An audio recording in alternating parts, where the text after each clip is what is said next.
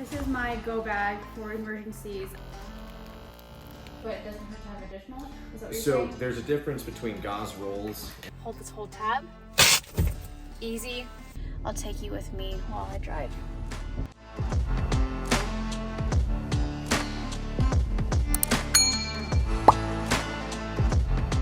When my husband and I lived in Hawaii in 2017, we prepped as much as we could during the North Korean threats to bomb the island of Oahu. One of the first things we made sure was staged and ready if and when we needed it was our medical. This is what this video is about, reviewing and revamping my mobile medical. I will also give my honest review of Fieldcraft Survival's Loaded Med Mobility Modular Visor panel. Having medical is commonly overlooked. It's better to have it and not need it than to need it and not have it. Now let's get into the video. This is my go bag for emergencies. I leave it in my car because if we are on the road, then I have it with me already. And then also, my car is normally parked in the garage, so if we're stuck here, I at least can grab it from the car right away. I do need to fix this go bag, but I think that will be another video. I'm just going to do the medical. But I did want to show you what my go bag looks like and the air that I have. When I open up my go bag, my first aid is towards the middle and I have clothes up top, which doesn't make sense because if I have an emergency, I need to be able to grab my medical right away. So that's the area that I have, and I wanted to show you guys that. So this is my husband, Josh. He knows a lot more about this medical stuff, former military and all that. So he's gonna help me explain what everything is in our bag, or in my bag, in our vehicle, medical, and then the baby. Well, anyway, so anyways. So I'm just gonna explain it and kind of detail what each one is, and if you have questions, just kind of let me know. But so we kind of covered this. This was a trick I saw, picked up in the military. There's a lot of other solutions for this. This is just a duct taped Ziploc bag. And so there's no way that this gallon Ziploc bag is gonna rip. Now, the zipper may fail, but this is also something for you guys that use Ziploc bags for anything. Try to get the ones with the zippers. They're definitely a lot more robust. Not these little... Yeah, not the pull tab ones. Without getting into it, you really just want to make sure that you're covering traumatic medical emergencies. And in today's day and age, gunshot wounds, burns, and stop the bleed. And Fieldcraft Survival talks about stop the bleed a lot, but that's kind of the premise here of what we're trying to address. But also having additional kind of boo-boo kit stuff, especially for camping if you have small kids or if you have allergies, it just helps to have, hey, I have extra here, I forgot to take it this morning, my allergies are really bad, or hey, I didn't know I was allergic to that. So I'll start with this. This is just a simple Ziploc bag. It's got Zyrtec in it, it's got Tums in it. For us caffeine addicts, it's got Vyvanse, I think 250 or 200 milligrams of caffeine. Benadryl, Dayquil, and also some potassium tablets. Why do you need potassium tablets? This is if you have any type of radiation sickness or anything like that. This can, or exposure, it can help for that. The only thing I need to note too, the only thing I'm missing in this bag is some sort of ibuprofen or... Yeah, headache stuff. Yeah. And again, that's kind of just a boo-boo kit. Another little bag full of just triple antibiotic ointments. Neosporin is awesome. However, if you lose this, then you're without. So a better approach is just to maybe have a bunch of little mini packets, and if you need to hand it to somebody else, they can keep this and reapply. So this is multi-use here.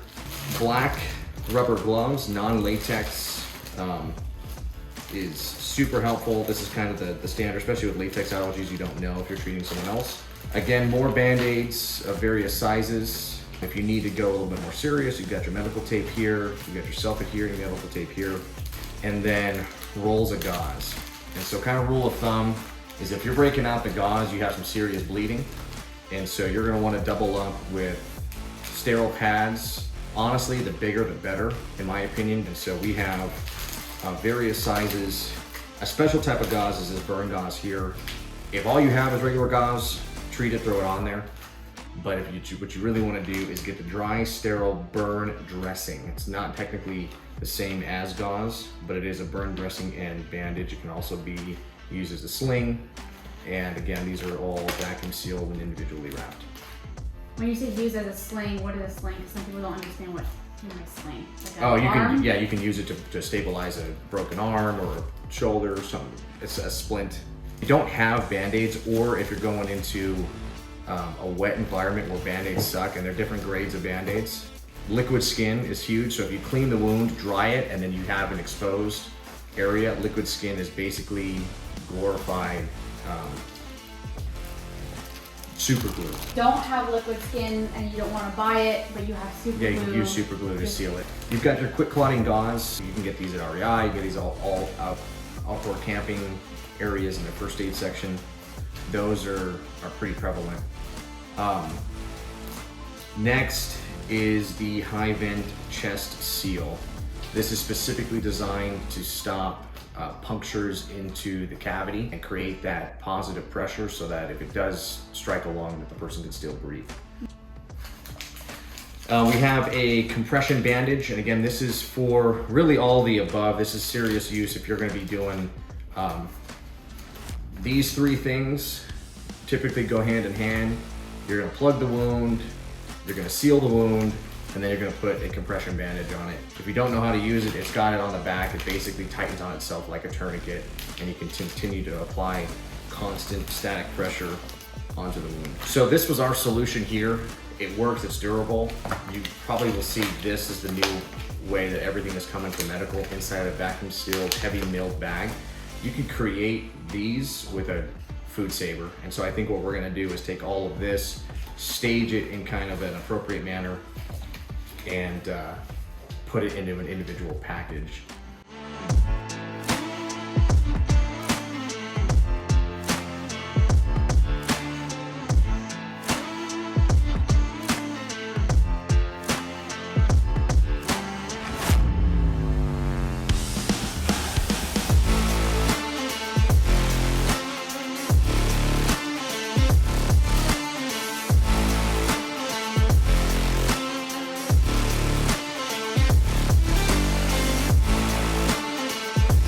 So this is the Fieldcraft Survival Visor Medical Loadout Kit. Yeah. And so it's kind of cool. This thing hooks onto your visor. You rip off each individual med kit, and this comes with you to the scene of whatever it is. And as you saw, this just sticks like Velcro. We'll come back to that. This sat in the vehicle for a long time. Similar stuff. One thing to add always is to have some heavy duty, heavy gauge zip ties. And that is, if you don't have an H bandage, you've already used it, or you just need to secure something down, you can zip tie it, cinch it down, and it's gonna keep that pressure on that wound. So say someone breaks their arm, breaks their wrist, and you need to splint it using sticks. Well, it's cool to tape it or wrap it with cloth, but then you can also just throw 2 zip ties on it and keep it on that constant pressure.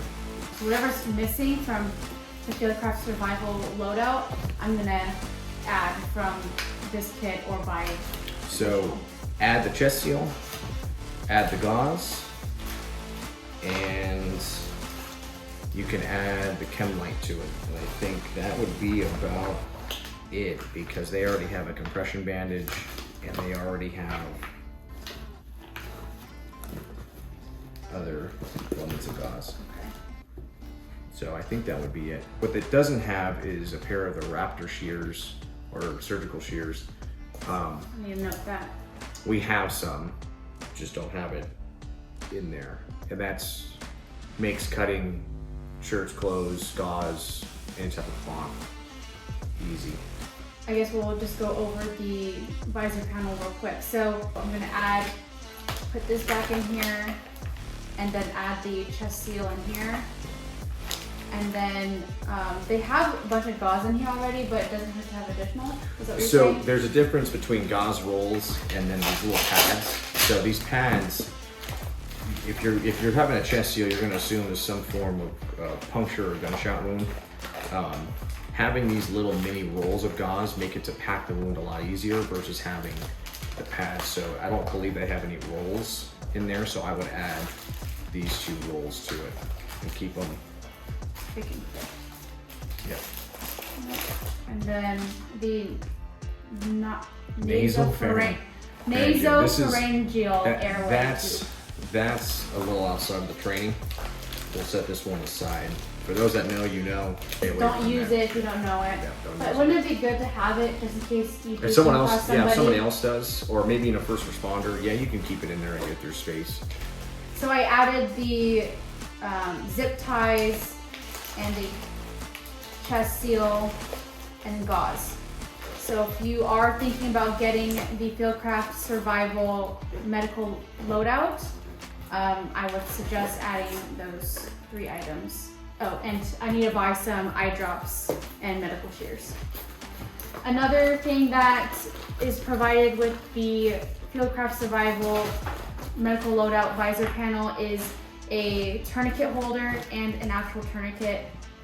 So tourniquets are huge. They're overlooked. If you have a chance of living, this is probably what's going to keep you alive. If you have a severe gunshot wound or you're in a super bad car accident, it's really a roll of the dice, especially the more rural you get with the first responder response times. So when you get a tourniquet, you saw it was wrapped up, you take it out of it, and then you do what's called you stage it. And so what you want to end up doing is this goes on any type of limb, and under stress, it's difficult to come through here and pull this up or kind of work with it. So you want to have it staged in the biggest, most open setting it comes with. And then also, a lot of tourniquets will come with this time bandage already wrapped over it. The problem with that is hands covered in blood, I'm assuming there's blood, this becomes very slippery. And if it's really on there, it's hard to get it off. It's hard to actually use this dowel here and actually turn this as it cinches down. And so this is actually what applies that last 25-30% of pressure right here. So you have to be able to have access to this. One kind of trick, you may or may not have seen this, is people will stage this off to the side like this and get it out of the way. I've been to a couple trainings recently. The time, relatively speaking, it doesn't really matter when that tourniquet was applied. Once it's on, it's not coming off until they're at a hospital. Yeah. And so I've actually gone through and started even cutting these off. Some people, it makes them uncomfortable to do that. So, okay, well, then I'm just going to stage it out of the way on the back side of the tourniquet. And then all you really need to do is just kind of fold it back on itself until you have a nice flat piece, right? And then you just take this little excess and you put it on the back. This goes in the holder, like so. And voila. That's nice. It's on the visor panel. You pull it out. I'm just gonna grab this, and see how it automatically expands, gives you a handle. It's ready to go to work. If you want to prep it for yourself, then adjust the strap. So kind of just depending on how you want to do it. What's cool about the visor panel is that it does have these elastic, what do you call it, molly webbing? Yeah. Elastic molly webbing. So you see that I added the glow stick on here, and then I'm going to also slide on the tourniquet. And then this is the trauma bag. And what I want to add on is this additional pouch that we've purchased separate from Fieldcraft Survival. This one I want to have the minor medical supplies, so the Neosporin, Band-Aids. Kind of your boo-boo kit stuff. Yeah, medicine type of thing. So that will go in here, which I need to pick up for my vehicle specifically. If you're telling somebody, or if you're getting out of your vehicle in an emergency, you know to grab this big red one and not this one. It doesn't even look the same. Well, they have this different tabs too, so I can say grab the one with the red handle. Yeah, grab the one with the red handle, grab the one with the black handle. That way it's not confusing to whoever you're needing support from. So that's the vehicle. And we will show you how to put this on your visor in another video clip. This is the last medical I want to talk about, which is for the baby bag. For the baby bag, because I have a full medical in my go bag and vehicle, I chose to keep this medical pouch minimal and for minor wounds, and purchased a baby first aid kit which is the First Years American Red Cross Premium Comfort Care Nursery Kit. It comes with a digital thermometer, medicine spoon, nasal aspirator, no scratch mitts, alcohol wipes, nail clipper, fingertip toothbrush, and more. And I wanted to store most of that in a Ziploc bag to keep it sanitary. And then I added different types of gauze pads and band-aids with the antibiotic already on there. I really like this pouch because of the zippers especially. The tabs are easy to see and grab to manipulate, and the zipper itself is smooth to pull. Hi guys, so I'm going to show you how I set up my visor panel in my 4Runner. When you get the visor panel load out, you have these 3 straps, the base of the visor panel, and then the top of the visor panel with the red tabs on both sides. First, when you put on the base, what you want to do is to have the straps end and start on the side that's facing downward.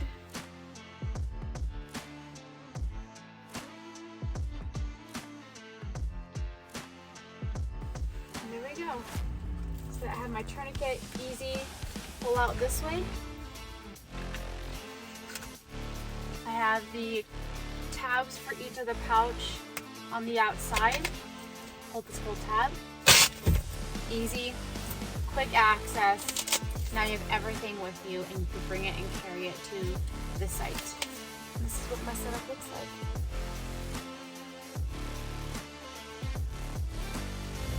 Okay, so Josh has a similar setup that I have in my vehicle. So when you put this up here, you want to go hard to the left. A lot of vehicles will have this center kind of instrument panel up here. And so in order for your visor to actually go all the way up, you have to make sure everything is shifted to the left. But with this pouch here, I'm losing about 20% of the visibility, basically from my head up. So one thing that's the recommendation is that if you are going to do the med pouch, because it does get pretty bulky, is that you put it on the hard right side and to get it out of your driving field of view.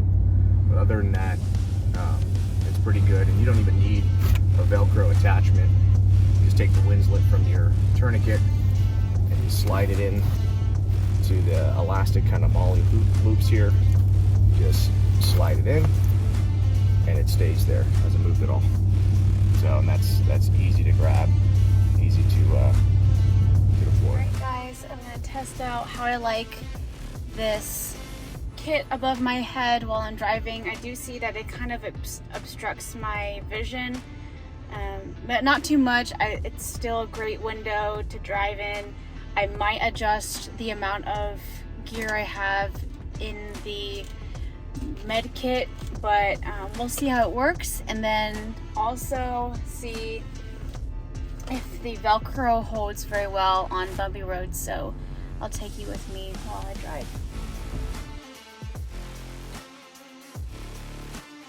I found out that for my car specifically, I don't know if it's for every car, when I want to use the mirror, pulling down the visor, it does not open all the way. My medical is a little bit more bulky, so I think it stops the panel from opening all the way. You can see that's as far as I can open it, and I cannot use the mirror effectively. I think I'm gonna do is move my setup to the passenger side. At least it's still accessible to me in the front seat, and easy to grab still. So I think I'm gonna do that. My husband also did say that when he drives my vehicle, because he's taller than me, it does obstruct his visual of the road. So he also suggested to move to the passenger side because of that. So I think that's what I'm gonna do. Just a little bit of a negative on having the visor panel on the driver's side itself for my 4Runner. I don't know if it's the same for all vehicles. If any of you guys watching this have the Fieldcraft Survival visor panel and are using it in a different vehicle, please leave a comment below and let me know. I want to know which vehicles this visor panel works for. And yeah. Hey guys, so I'm going to end the video here, but first I wanted to give you the lowdown on the Fieldcraft Survival's Loaded Med Mobility Visor Panel. Overall, after driving with it, I do recommend this visor panel specifically because it's easy to install, it's convenient because I don't have to build a setup myself, and then also I just believe in the product. It's really great quality and it does its job. It's easy to manipulate the panel, so if I need to grab it real quick, easy to come off, not easy to fall off from the visor panel itself. It's really great, which brings me to the pros and cons. So pros, I really like the Velcro. Very sturdy, very strong. I didn't notice any big bouncing around. Nothing fell off when I was going on this hard bumpy road, so great Velcro. Also, I really liked the elastic MOLLE webbing on this visor panel. You can hook on a knife, a flashlight, glow stick. Really great for those items that you don't want to have Velcro on. You can just slip and weave it through those MOLLE webbing. The last thing I want to note for a pro is the red corded handles for the part that comes off of the visor panel, the detachable part. It's really easy to see and notice when you are in a hurry, or if you need to tell somebody to grab the medical for you. All they gotta do is, okay, hey, those red tabs, pull here. Those are the 3 pros I wanted to highlight. As for the cons, I would say a con would be for the bleed control kit, the BCK, or what is formerly known on the website as the hemorrhage kit. Let me see, basic hemorrhage response kit.